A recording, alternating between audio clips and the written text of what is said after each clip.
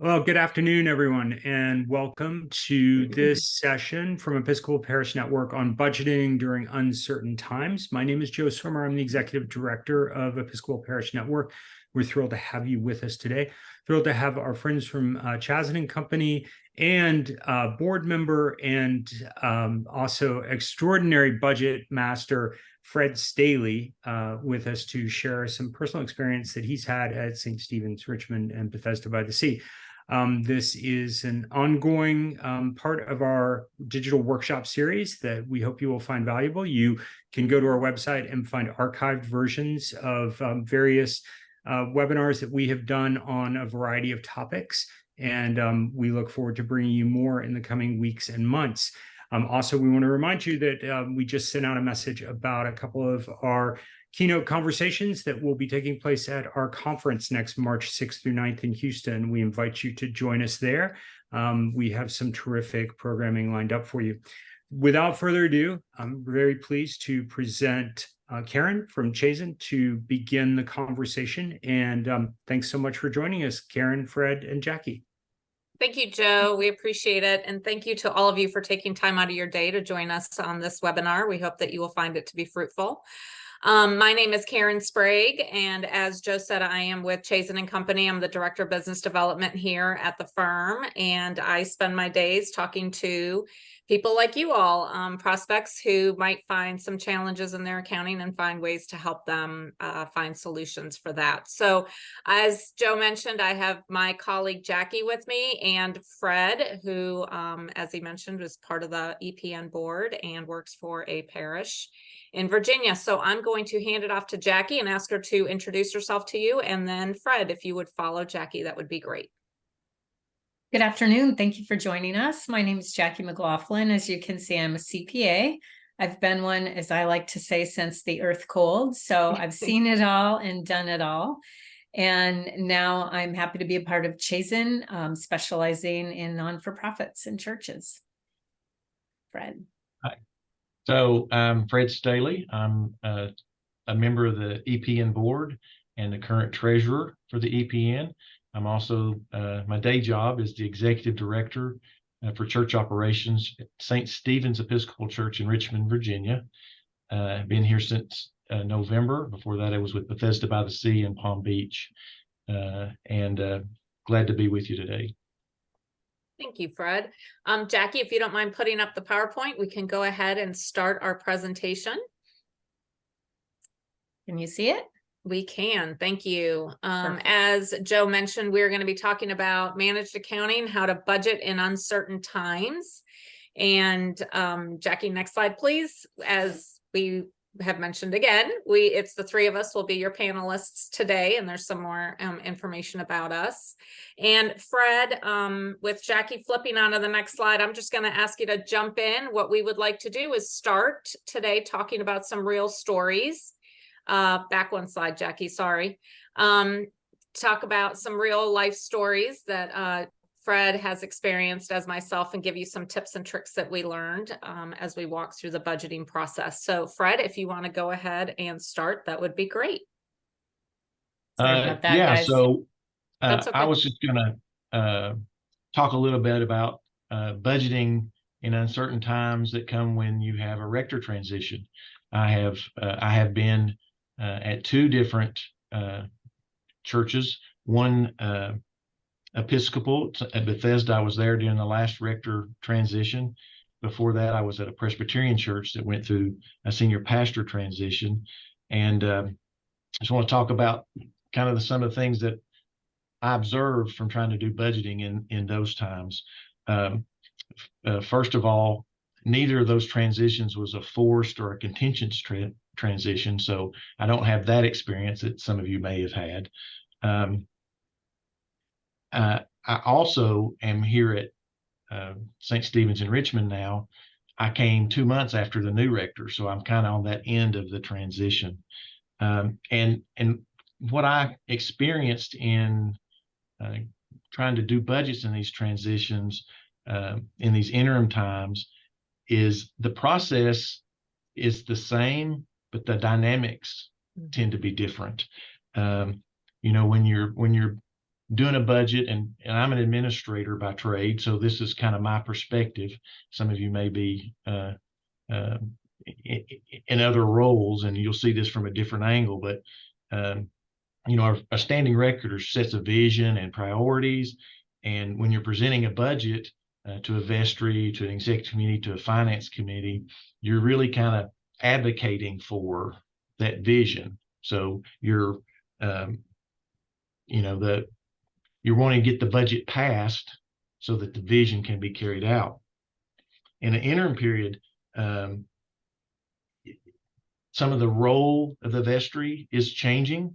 Often interims are giving authority back to a vestry, maybe, or to a session in the Presbyterian church I was in. Rector's been there a long time. They control things a little more than a new rector will often. And so there's this different dynamic about who's making decisions. So it makes the preparation of the budget more difficult. So for instance, we're doing a budget and we're talking about salaries. Well, whose decision is it now that there's not a rector? Who gets a raise, or what kind of raise you get? And an interim rector is likely not been around long enough to actually have a grasp of the staff yet. And a senior warden may have been around for a long time, but they don't have kind of a day-to-day thing. So whatever kind of process that was used to make those determinations has to be adjusted. There's who's the decision maker, and what's that dynamic, and beyond salaries, when you do a budget, who decides what the priorities are to cut? I mean, I don't know if there are other administrators in the room, if any of y'all ever have prepared a budget where the first draft was balanced. It's never happened to me. That first draft is always in the red, and the whole process is trying to figure out where to get what to cut down, and again, with no standing rector, how does that happen? And it's often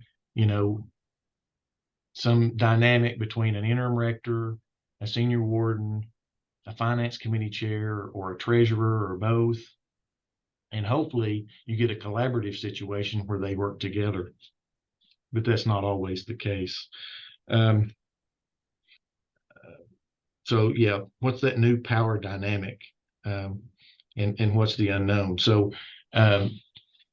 it's important that you have a process that works before you go into uncertain times, because you can lean on the process, but you got to kind of change the thought process. You got to change kind of who is there. And then as an administrator, I have to let go of it some, instead of advocating for what I have presented. It's really just, here's what we have. What do you think? Kind of more with the vestry or the finance committee than it is advocating. It's more letting go, and most administrators don't like to let go. So that's been my experience that they wanted me to share. So I've done that, and I'll try to add other comments as we go along where may be necessary. Karen? Thank you, Fred. I appreciate that. Something I didn't share with you when I first came on is that I used to work for an Episcopal parish in DC. And so therefore there were two different instances that I faced when I started working there as the director of operations. One was when I first started in my role, there was a lack of trust with the finances at the church as a result of the inability to produce reports that answered questions that they had.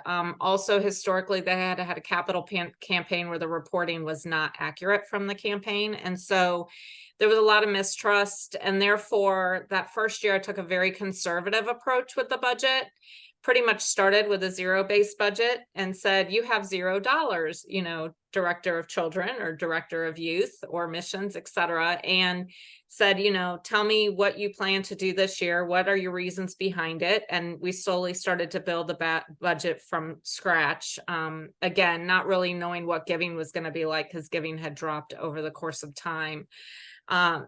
Also, another creative tool I pulled out of my hat was I started to look at the restricted and board designated funds, and there was large sums of money in some of the accounts, and no one really knew that it was there. And so I would sit with the different directors that quote unquote own these funds and said, you know, can we use some of this money to as long as we use it, you know, in line of how the donors' wishes were and what the vestry, what their intention was in setting the funds aside. So we did a little bit of that to help reduce what I'm going to call operating budget costs and bring in some restricted monies in to help us kind of offset some of the cost of what they wanted to do.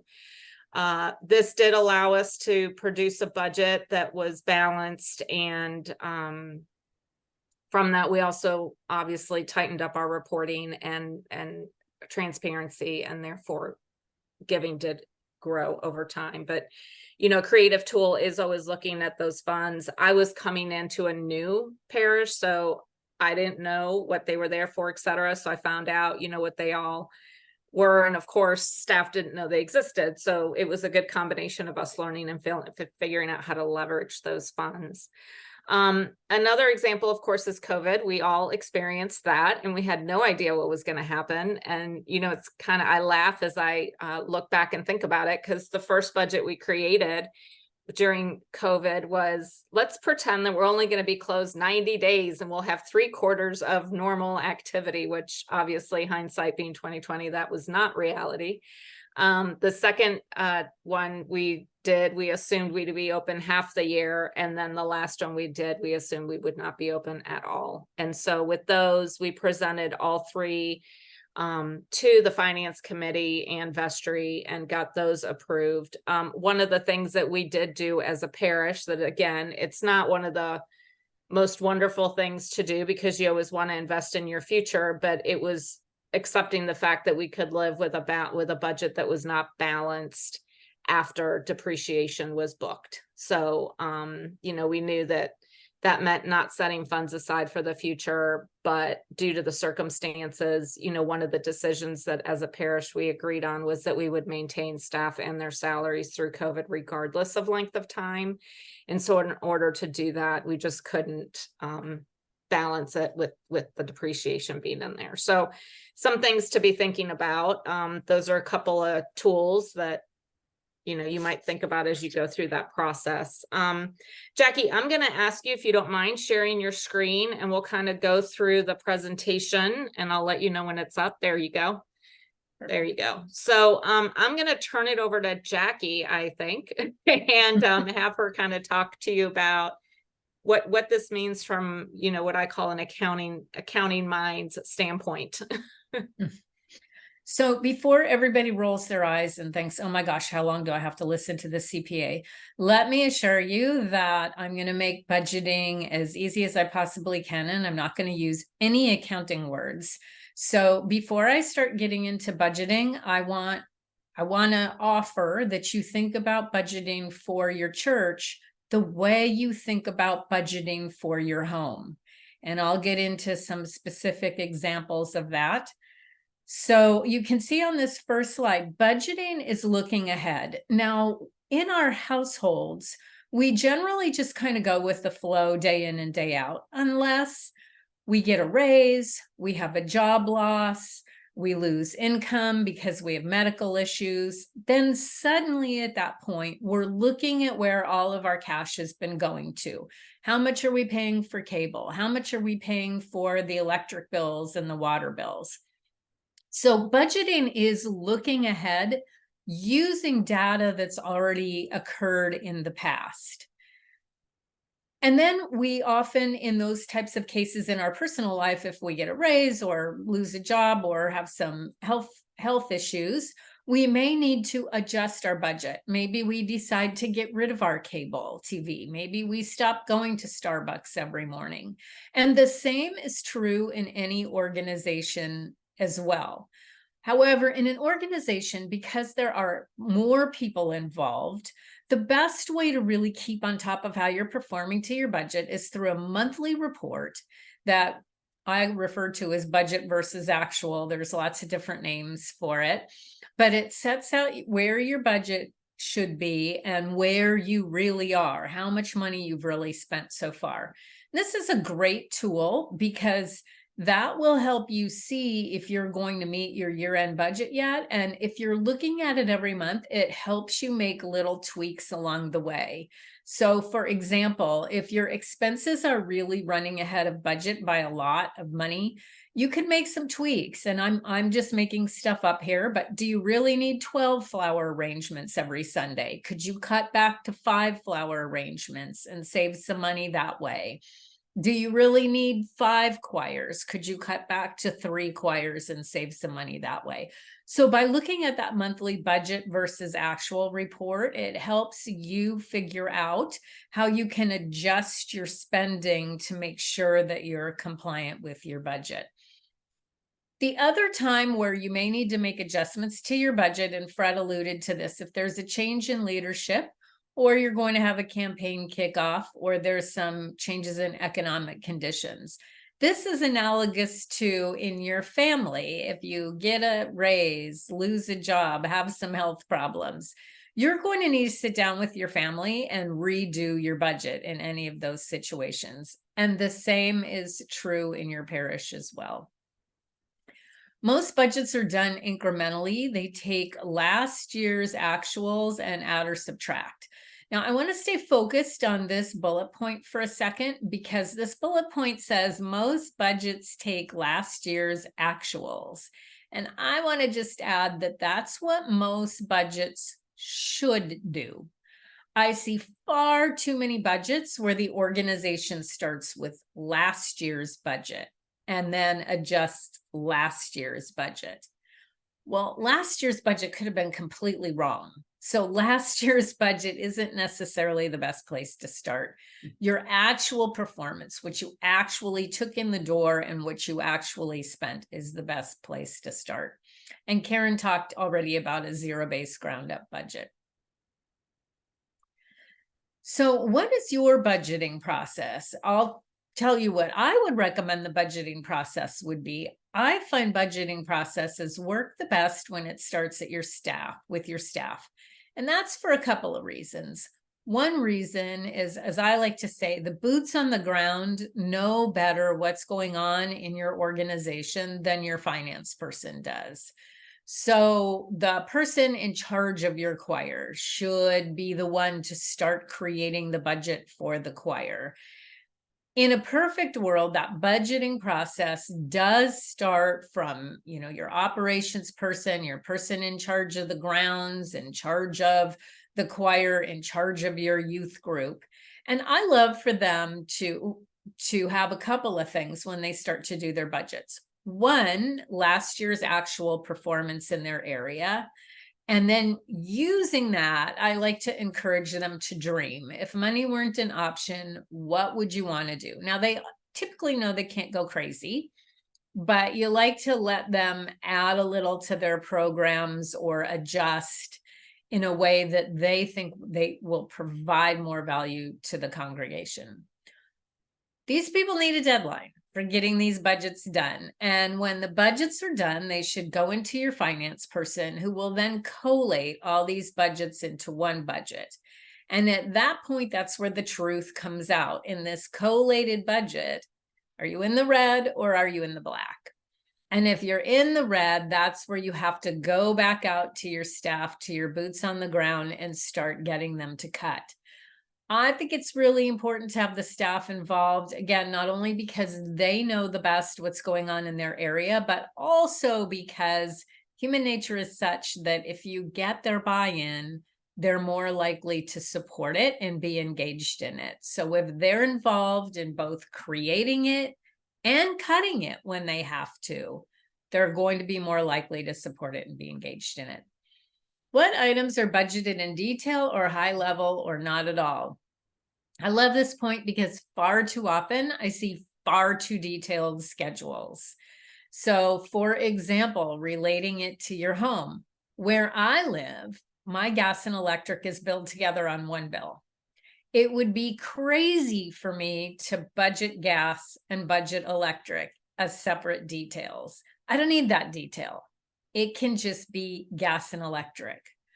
Or in an organization, you don't need to budget staplers and paper and those old inboxes you keep on your desk. You don't need to budget all of those things.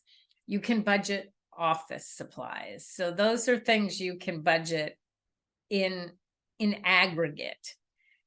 Now, that's going to be different if you have a capital campaign and you're budgeting for the expenditure of that capital campaign, because typically when I see that, you're building something. And when you're building something, you're talking about a lot more money than some staplers and pencils and pens like you are in office supplies. So in that situation, the greater the detail, the better. That said, if you get a quote from your plumber and your plumber details it all out one by one what they're going to do, you don't need to budget to that level of detail. You could just budget to the plumber. And what should you not budget at all? Nothing. Everything that you think you're going to be spending money on should be in that budget. Oftentimes, and more often than not, I see organizations budgeting in a spreadsheet. And for small organizations, this is fine. But for larger organizations, it can create a problem because you've got Excel tabs feeding into other Excel tabs, and it's incredibly easy to have formula problems and not catch them. So at the end of a budgeting process, if you have a lot of different Excel tabs and you're a larger organization, you can think you're in the black because you have a formula problem and don't even realize it, when in fact you're really in the red. So for those larger organizations, if you can get software, and some software has budgeting built in, you're better off because it eliminates that human error. When is budgeting done? Well, in my fantasy world, budgeting is completed about 2 months before the start of your new fiscal year. So if you're a July 1 to June 30 year end, your budget would be done by May. And typically the progression of the budget is that the staff does their budget, your director of accounting or director of finance or whatever you have collates it, looks at whether the end result is black or red, goes back to the staff if cuts are necessary, recollates it, until preferably you get a zero bottom line or a black bottom line. After that, that budget should go to the finance committee for approval and ultimately the vestry for final approval.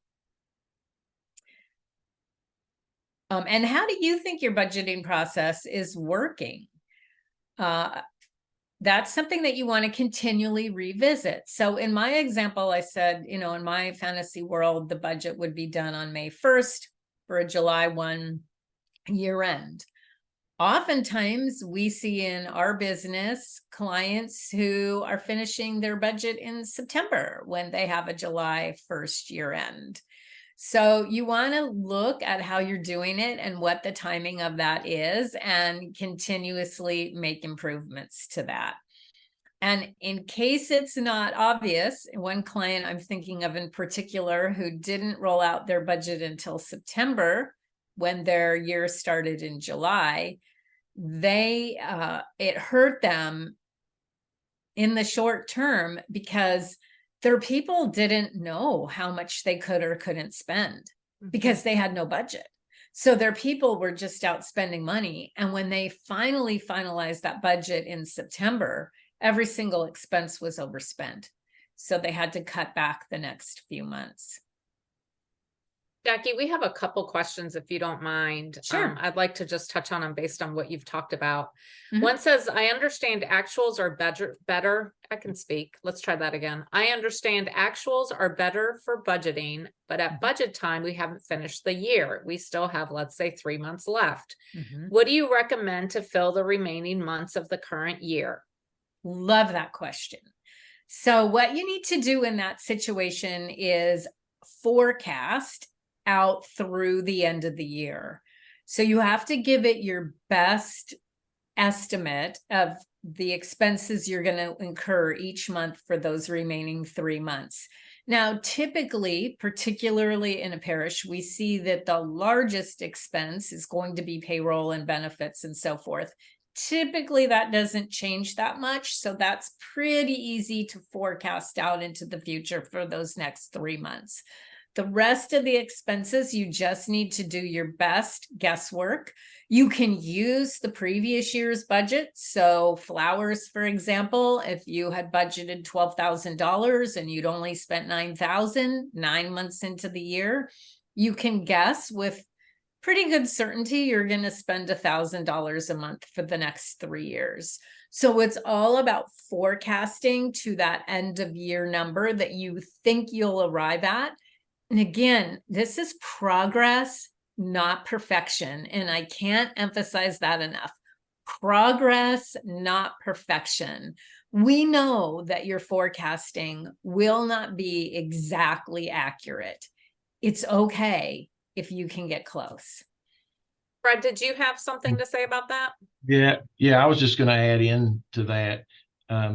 If when you do your budget, when it's finished, and you are doing your budget versus actuals monthly, if you take the time on the front end to not just divide by 12, but actually forecast when all of that's going to be done, then that makes it that, if you've got 3 months to forecast, you really have already done the forecast, and that's helpful. And then often I'll also kind of look at the last 3 months of the previous year, just to get a couple of different things to look at to make that the forecast that Jackie's talking about. Those are a couple of tools that happen. And I'm a big believer in dividing your budget up for the 12 months. Yes. and doing it I do mine line item by line item. Every line item I decide, is that a same amount every month? Is it a one-time thing? Is it, is there some pattern to it? And do the budget that way. And then you have a forecast already that you can use anytime, not just for budgeting for the next year, but also for seeing where you're going to fall. Fred, one of the things I loved that you said, and I want to punctuate it, is you were talking about doing the forecast by looking at your budget for the next 3 months. And if you've budgeted on a month-by-month basis, that's a great way to do, in this example, that last 3-month forecast. But the other thing that you said that I think is so important is ultimately you used what I'm going to call the AI as a starting point, but then you put human intervention in there. Okay, the budget says for the next 3 months, I'm going to spend this amount of money. But then you, as the human, critically reviewed that to make any possible changes that might have been necessary. So, and I want to punctuate that because I would hate to see people get 9 months into their fiscal year and then go, oh, well, I learned all I have to do is look at my budget for the next 3 months and there's my forecast. Yes, but maybe not. I have another question, Jackie. Mhm. You had mentioned when you talked about budgeting on spreadsheet versus not, and thinking about a software solution, and you said you might get too big to be on a spreadsheet. The question is, what is quote unquote too big? Is it a number of line items? Is it people? Is it dollars? What is too big? I love that question too. So for anybody who's ever dealt with a CPA in your life, especially with your taxes, you know that our favorite answer is it depends. So what is too big is it depends. You could have a church that pulls in millions in revenue, but you keep it very, very simple, and you have a minimal number of departments and so forth, and maybe a spreadsheet would work for you. You can have a church that pulls in $500,000 a year, but has lots and lots and lots of different activities and funds, et cetera, a lot of people involved, and a spreadsheet would not be right for you. So it's purely judgment, and it depends on how your organization is set up. I'm going to ask you, Fred, don't kill me, but if you wouldn't mind answering this one, because I think it would you would be a good person for this. But they're asking, should a church's annual pledge drive be based on a lean budget and work program, or an ambitious work program and budget that includes wish list items? So I've been at churches that did both things. The first place I served, we actually created what we called the working budget. And this is something I inherited when I got there. And basically the working budget was where you went to all the ministries that Jackie talked about and got their dreams, and you put it all together, and then you put it out there without a revenue item and said, this is how much revenue we need from the congregation in order to meet this bid budget. And then, you know, when this pledge campaign was over, then you start doing the cuts because you didn't get there. And I have had rectors who, you know, even in a process where you are putting a budget together, they want that revenue goal to be a reach. Right. Exactly. They want some faith in that budget. And I, you know, I believe in that method. The other thing that I would say is a lot of people give because they see the numbers. But if you really want to make progress in your stewardship, the stewardship has to be about the spiritual side of giving, and not just making the numbers, because you'll never make the numbers just presenting the numbers. I don't think I've never seen it happen that the numbers do that. Now there are people who have to see the numbers. They have to know that what they're giving to. So I'm not saying don't do that. I'm just saying, you know, the core of it has to be about more than making the numbers. Thank you.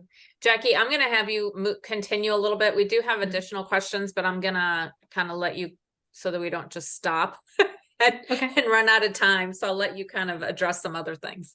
Okay. So I covered most everything on this slide. I just want to emphasize again, though, that personnel budgeting should actually be the easiest budget that you do in your annual budgeting process. You know who's on the payroll, you know how much you're paying them. I would encourage you initially to budget for the next year, giving everybody a modest raise, and see how that works out after all the budget is collated. And certainly, especially right now with inflation going crazy and it being difficult to get and retain good people, you'll want to revisit that modest increase and see if you can increase that modest increase before you finalize the budget. Again, keep in mind that sometimes your best guess is good enough. We're not looking for perfection. We're looking for progress. And this makes the point that if you're spending more time building spreadsheets and fixing formulas, if you even catch them to fix them, you may want to explore software budgeting tools, which is what I recommend. Even organizations that use QuickBooks can take their Excel budget and put it into QuickBooks to make sure that the math works out correctly. Right. What is the difference between a budget and a cash forecast? Okay.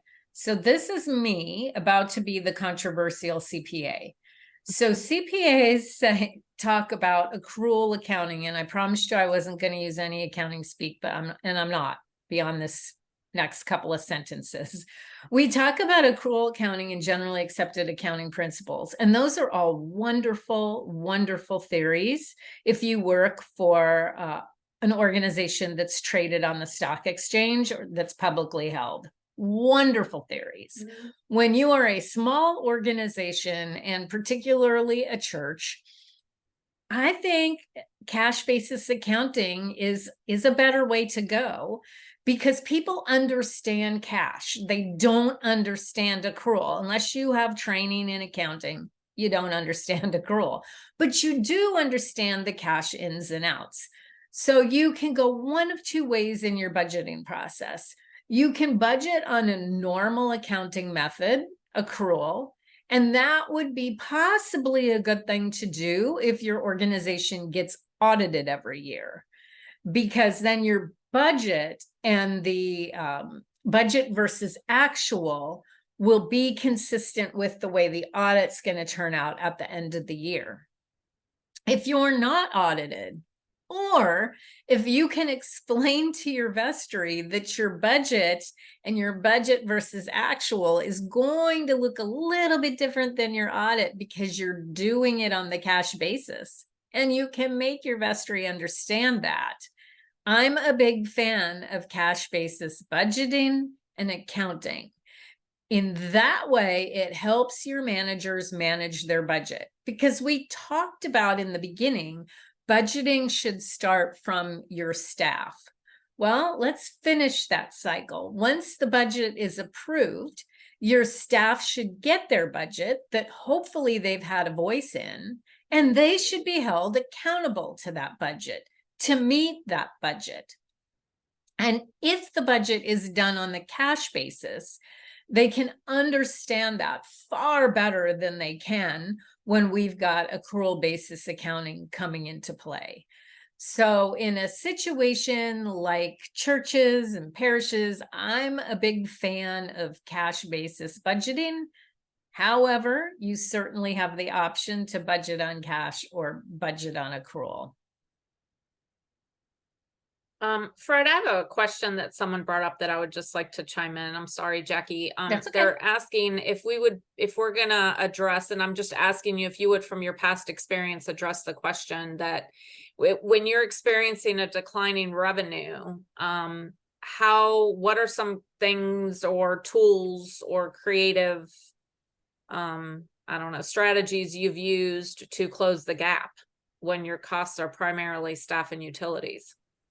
Yeah. Well, so, that's almost always the case, regardless of the size of the church, that if you're in a budget crunch, the only place, that you can make significant cuts are in personnel. That's, and here's the problem with personnel cuts. One of the churches that I served before, I got there kind of at the end of a time when they went through a budget crunch and cut a lot of staff. And so I inherited a staff that was smaller than what the church had been used to using, because that's what that could afford at the time. The thing that didn't change was the expectations of the congregation. And you can't do all the same things with the fewer people. And it was a hard reality to get to that point. And so, there's two ways to close the gap. One is to find a new source of revenue, which a lot of churches are looking at now. Do you have property or space that you can put to use to make money? And if you come to the EPN conference in March, I think there's a whole track talking about some of those kinds of things. Or you cut costs. And what usually happens in cutting cost is, you make the hard decision to let a staff member or two go. But what most churches don't do, and you need to do this kind of first, is you need to decide what it is that you're going to not do anymore now that you have less staff. And because if you don't make that decision, the decision gets made for you by the staff that are left are going to only accomplish what they can, and it's going to be a default what doesn't get done.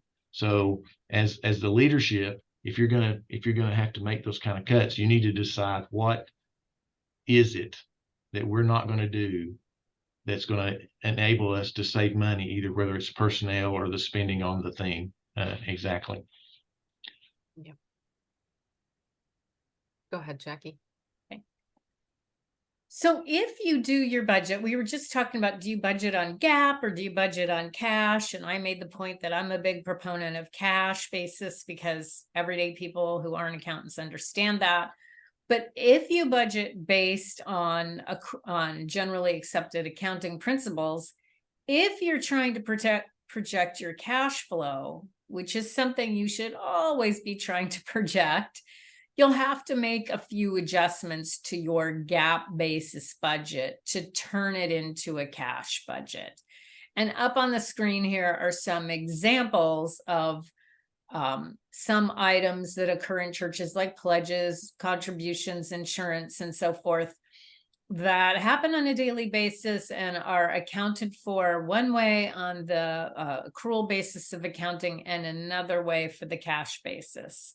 So again, if you're budgeting on accrual and you're trying to project your cash, and if your cash will hold out another 6 months to make payroll, you'll have to make some of these tweaks in that budget to get to a cash flow projection.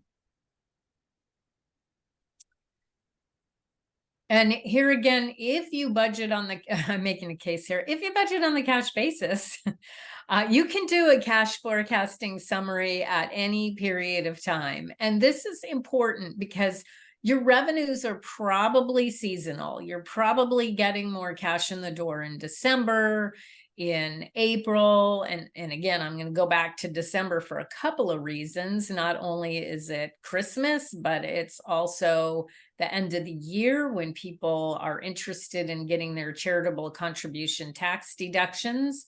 So you're probably getting a heavier inflow of cash at least those 2 times per year.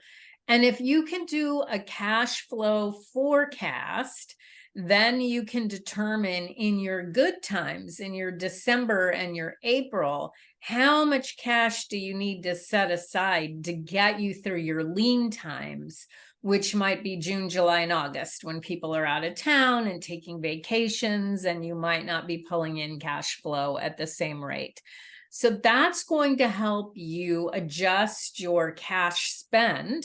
And you really should, a cash flow forecast is something that you should always have, and it can be updated continuously, and it can go forward in time so that you're always looking at a 12-month forecast as best as you can. I mean, you get out 9-10 months, it might be a little harder to look at, but as best as you can, have that forecast so you know when you might have to dip into your savings, when you can replenish your savings, if you have a line of credit, when you might have to pull on that line of credit, when you can pay it back. Jackie, there's a question that I'm going to answer, and Fred, if you want to chime in also. It's a rector who feels somewhat uncomfortable being the key part of a budgeting process and having to advocate for their own pay increase, and what that turns into is a lack of pay increase over time. I think, you know, just from in any position, in any business, in any role, you are your own advocate. So I would say, you know, I've been here this long, this is what I've done, this is what I think I deserve. And I know that's very awkward and uncomfortable, but I think that's the first step. The other is, I don't know if you are the only one owning the budget process, but if someone else does, for example, when I owned it, I automatically put a pay increase for everyone in the budget, including the rector. So it wasn't a negotiable item per se. So it's not like the rector was out there asking for their own separate increase when someone else wasn't getting one. But Fred, do you have any thoughts on that? Yeah, a couple thoughts. One, you know, for me, you know, kind of the first step in a salary analysis for a new budget is, what's the cost of living? And that you apply across the board in some way, you know, either exactly or in some, and I would apply that to myself too. If I mean, I do in the case that I have now, or with if I was a rector doing it, I would apply that to myself. The second thing I would say, you're doing a little, if there's a, you could make, I'll make the argument that you're doing a disservice to the church by not taking the raises, because at some point you're going to move on. And if you've not been taking raises that you should be getting, then it's going to be a surprise for the congregation that their new rector is going to cost a lot more than their old rector did. The very first church I served had a pastor who had served for, he retired while I was there. It was one of the transitions I went through, 27 years. And part of the balancing of the budget every year, when they would have the discussion about what could we cut, the first thing he always cut was his own increase. Oh, no. And then he had been there 27 years when he retired, and he said, and he said, in a year I'm going to retire. And as the lay leadership started talking about what they were going to do going forward, they said, well, we've got Dr. Barron, who's been here 27 years, and we'll get somebody younger. They'll be a lot less expensive. And they heard from me and from, the presbytery, it was a Presbyterian church, that's not the case. You're going to pay a lot more for a new rector who's a lot younger and less experienced than Dr. Barron, because he never took all these raises all these years. So you can argue that for yourself.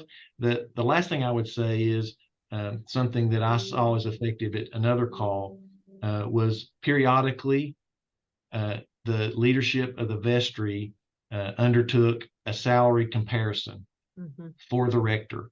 So the senior warden, the finance chair, the few executive committee, whatever you have, that small group personnel committee, did a survey of the churches nearby, and used that then to determine, and it almost always determines that the rector was underpaid.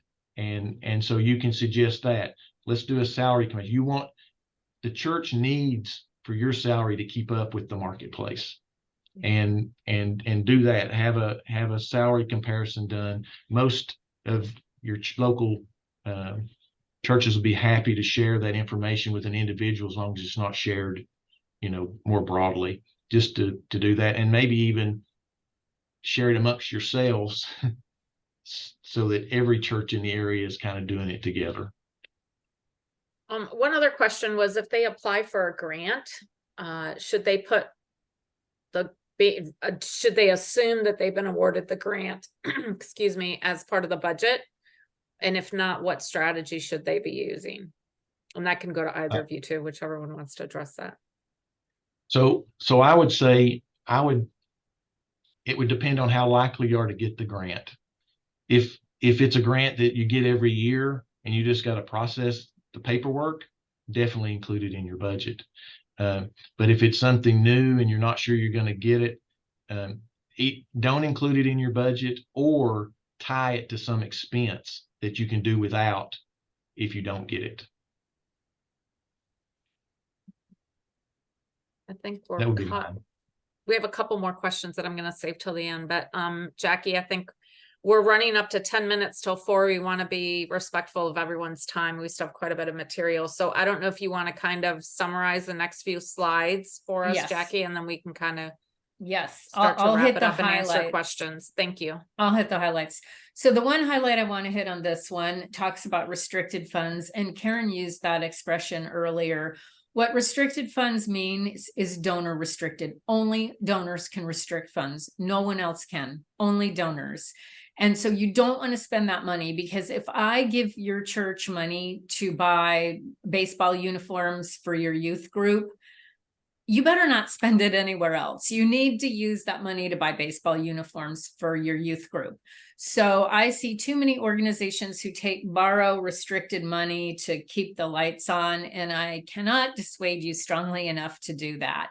Use your restricted money for its intended purpose. Now, the other thing I see specifically churches doing is they'll get restricted money from donors for, my favorite example, the Flower Guild. So they'll go out and they'll buy flowers all throughout the year, but they won't use that restricted money. And I'll say, hey, you can go ahead and release those restrictions. And they say, well, no, that's our savings account. but it's not a savings account. It's not a good way to save, because if you never buy flowers again, just to make an exaggerated example, you'll never be able to get at that money. So as you use that money that has a restriction on it, release those restricted funds. And if you want to save it, like one church in particular does, they can bring their vestry in and designate it. They can designate it for a savings for whatever purpose, but always release that restricted money when you're spending it for the purpose that the donor intended. This is an example that I'm just going to power through very, very quickly. It's just a cash flow projection going 90 days out. And it just shows you the value of a cash flow projection, seeing where, oops, I missed that, but helps you see where you're going to need cash and when you might have excess cash to save for those months when you need it. And Karen, I'll throw it to you at this point. Thank you. Someone did ask this question. I'm going to dive into it just a little bit. What's the benefit of partnering, for example, with a firm like ours? We do provide a level of expertise that may be difficult for you to find out in the, parish space. If there's some parishes really need additional expertise and may not have the resources to pay for an individual to do that full time, or, are able to find them. So we do introduce also, we do review your processes, your systems, et cetera, and try to introduce as much efficiency as possible and automation to help the accounting get done in a more rapid speed than normal, and also to bring some accuracy to the data. And also trying to really provide some financial transparency.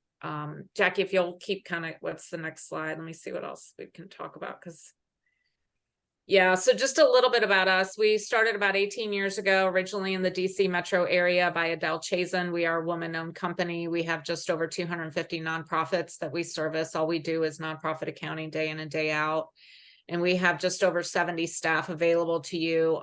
With what I was saying about expertise, we do have everything from CFO level to lower level accounting, accounts payable, accounts receivable, all the way to, strategizing, forecasting, budgeting, et cetera, and everything in between. And we do actually have a team specifically to serve our church clients. So you would be working with a team that actually knows churches and parishes pretty well.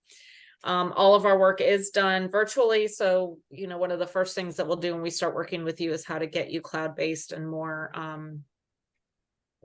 not so paper heavy as we know some parishes like to do.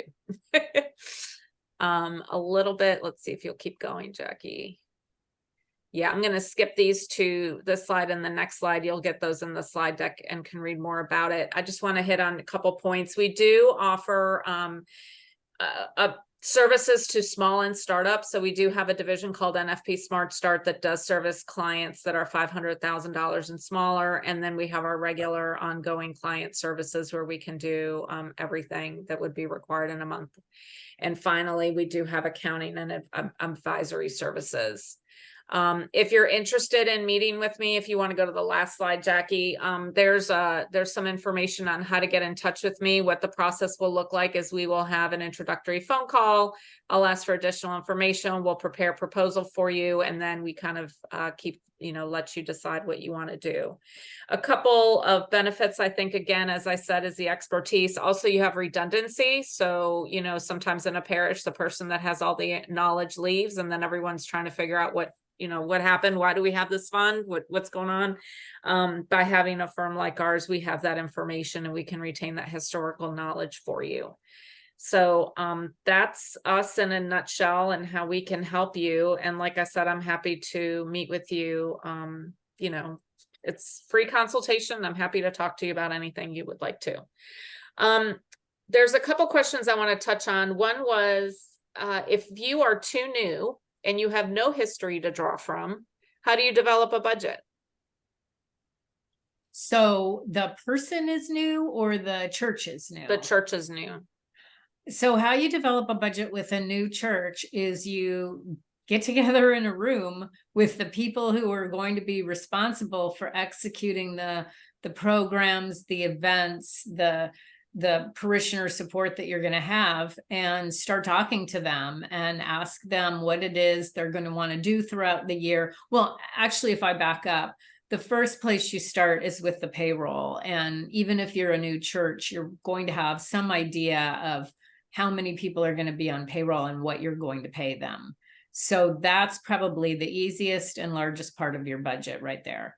And then after that, you get in a room with the people in charge of providing value for your parishioners, ask them what they're going to do. And it's going to be your best guess, but a best guess is better than nothing. You have to start somewhere. Another one is, can you operate on a cash basis for 11 months and then flip to accrual on the 12th? Yes. We have some clients who actually aren't churches who do that, and they flip to accrual on the 12th for audit purposes. We also have another client whose auditor audits them on the cash basis, and auditors are allowed to do that as well. So other than an audit, I don't see a huge amount of value to being cash 11 months and flipping to accrual on the 12th. And then presumably flipping back on the first month of the next year, unless you need bankers for loans. They like to see accrual basis statements. I would add, there was a question along in there about pledging, and they asked specifically, somebody gave from an IRA, so they kind of double up every December. And that would be a reason, if you're on a cash basis, you might want to do a little accrual, because you would want some of that,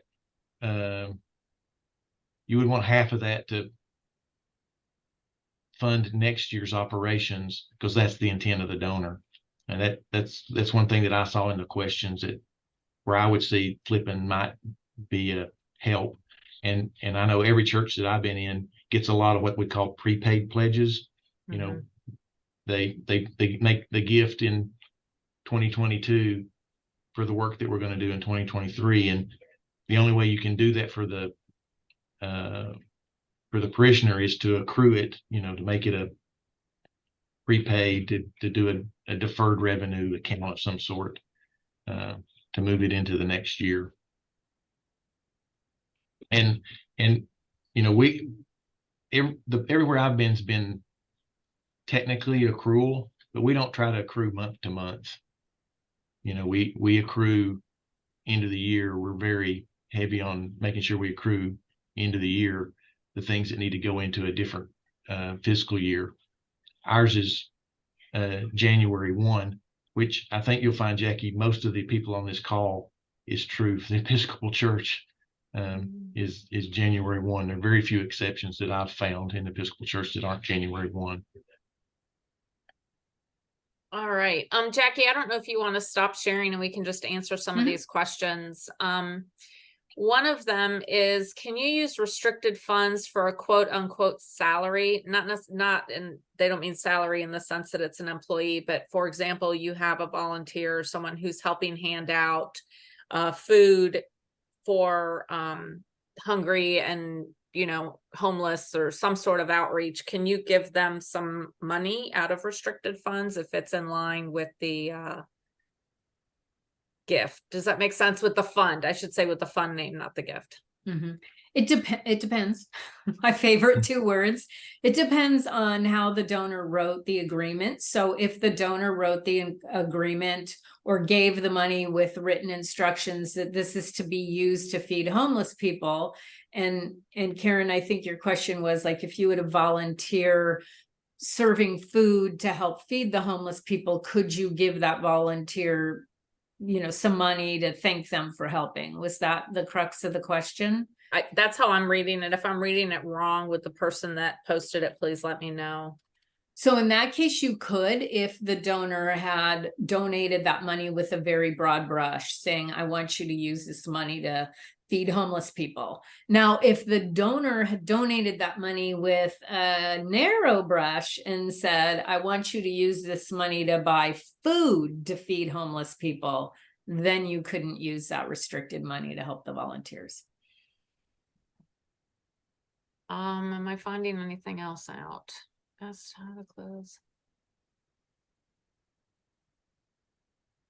Well, I think we talked about that one. Is it feasible to apply performance-based budgeting techniques to church budgeting? Any good examples? So to me, performance-based budgeting means people's compensation is incented by better performance. Is that how the two of you interpret that, Karen and Fred?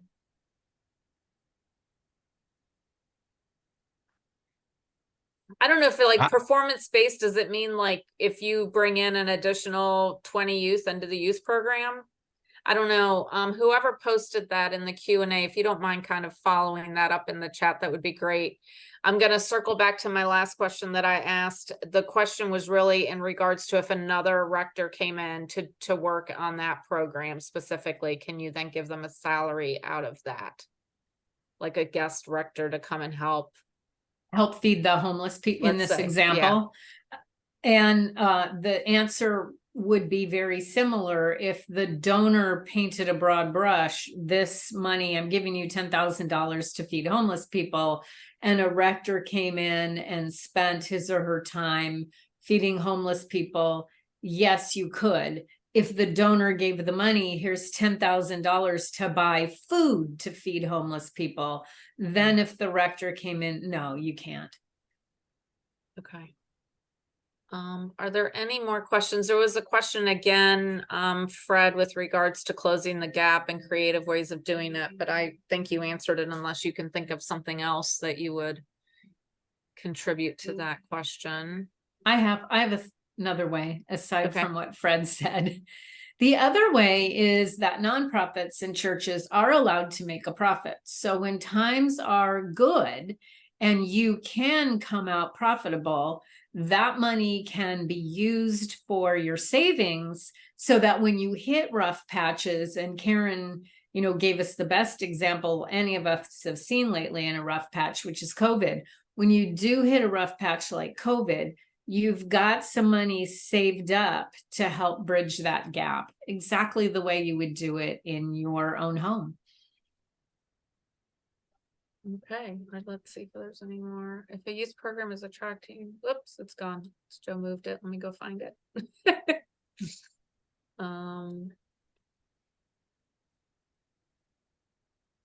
see, are there any additional questions? I want to answer that one on the budget being on performance, but I'm trying to figure out what that question really means. When I read it, I thought maybe, what occurred to me was budgeting with some if-thens. If revenue reaches this point, then we'll do this new program, and that would be, performance based. If it's talking about salaries, that's really harder to do.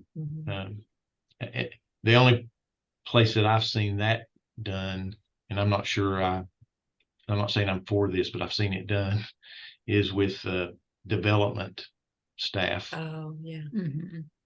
Okay. Yeah, the question. Yeah. Let me add to that performance-based question, but not really addressing performance-based. I also encourage people to be as simple as possible with all of this. Nothing is more difficult and frustrating than when we start with a church client and they come to us and they're, making $1 million in revenue and they have 85 different funds. It's very frustrating, and it's difficult to be transparent, to execute appropriately, to not be full of human error when you have that many variables to choose from. And the best way I make this point is I talk about the Cheesecake Factory. I never go to the Cheesecake Factory anymore because when you go, their menu is literally about 30 pages long. And there are just too darn many choices, and I can't make a decision. It's too hard for me to order. Meanwhile, I've got a little taco shop down the street. There's about 10 items on the menu. I go there all the time. It's very easy to make a decision to order a taco when I only have 10 tacos to choose from. And accounting is very, very similar to that analogy. When you've got 85 funds and 200 accounts in your chart of accounts, it takes you longer to code your accounting transactions. People get overwhelmed and confused by all their choices, like I do with the Cheesecake Factory. And when people are getting overwhelmed and confused, they'd go into paralysis and they don't do anything. They don't code their bills properly. So your financials aren't that great. Junk in, junk out. If you simplify and they've got the taco shop down the street, they've got 10 accounts to choose from and 4 funds, they're going to do it more quickly. They're going to do it more accurately. And more importantly, they're going to do it. So the simpler, the better. All right. Well, it sounds like you nailed it, Fred, with performance-based budgeting. So thank you. That was you were listening to what they were looking for. I think at this point we're already 5 minutes after, so we appreciate you all taking the time to join us today. And you will get the slide deck, so you will have my contact information. Please don't hesitate if you just have any questions. I'm happy to reach out to the expertise within the firm to answer those for you. So with that being said, thank you all.